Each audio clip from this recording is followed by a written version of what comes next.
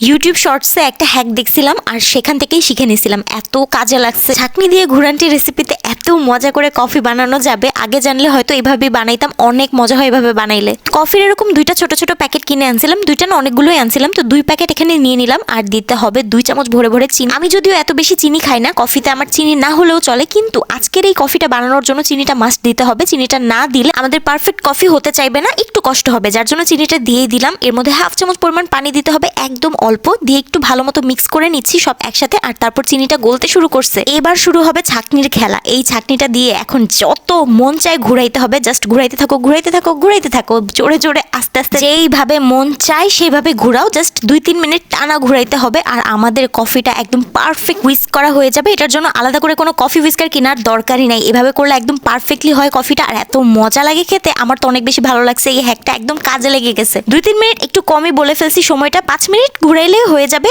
আর এর বেশি হুইস্ক করার দরকারও নেই, অ্যাকচুয়ালি কফির টেস্টটা আসাই তো মেন, তাই না? আর একটু ফেনা ফেনা ভাবটা থাকলেই চলছে, খাইতে অনেক ভালো লাগে। আর এই তো দেখেন একদম সাদা সাদা হয়ে গেছে, এর বেশি আমি আর করতে পারলাম না। ঘুরান্টি জার্নিটা এই পর্যন্তই শেষ করলাম। আর এখন এই ছড়ানো ছেটানো কফিটাকে এক জায়গা করতে হবে, এই ছাঁকনিতে লেগে থাকা কফিটাও ওয়েস্ট হবে না। এটার উপর দিয়ে গরম গরম দুধ যখন কাপে ঢেলে দেবো, তখন এই কফিটার সাথে মিশেও কিন্তু দুধটা কাপের মধ্যে পড়বে। তো এই বুদ্ধিটা আমি পরে পাইছি, এখন সুন্দরভাবে আপনাদেরকে দেখাই দিচ্ছি। চামচ দিয়ে সবটা কফি এক জায়গায় করে নিলাম। এখন গরম গরম দুধ বসাই দিব, মানে দুধটা চুলায় বসাই দিছি। 1 কাপ পরিমাণ দুধে আপাতত বসাইলাম। এখন যেহেতু আমিই খাবো, বাসায় আর কেউ খাইতে চাইতেছে না কফি, দুধটা একটু গরম করে নিছি। আর তারপর কাপের মধ্যে একটু স্টাইল করে ঢেলে নিলাম, একটু ফেনা ফেনা করে চা যেভাবে ঢালি। তো এবার জাস্ট কফিটা 1 চামচ পরিমাণ নিয়ে একটু ভালোভাবে মিক্স করে নিলেই হয়ে যাবে। অ্যাকচুয়ালি 2 চামচ মিক্স করছিলাম কফি, প্রথমে 1 চামচ একটু ভালো মতো মিক্স করে নিলাম। আর তারপর যখন দেখতেছি কালারটা আমার কাছে একটু বেশি একটা সুবিধার মনে হচ্ছে না, পরে আরেক চামচ একটু মিক্স করলাম, আর টেস্টটাও একটু ভালো আসতেছিল। আর বাস এখন কাজ শেষ। এত সুন্দর স্মেল আসতেছিল মিক্স করার টাইমে, আমি তো পুরাই লোভে পড়ে যাচ্ছিলাম। আর খুব সুন্দরভাবে মিক্স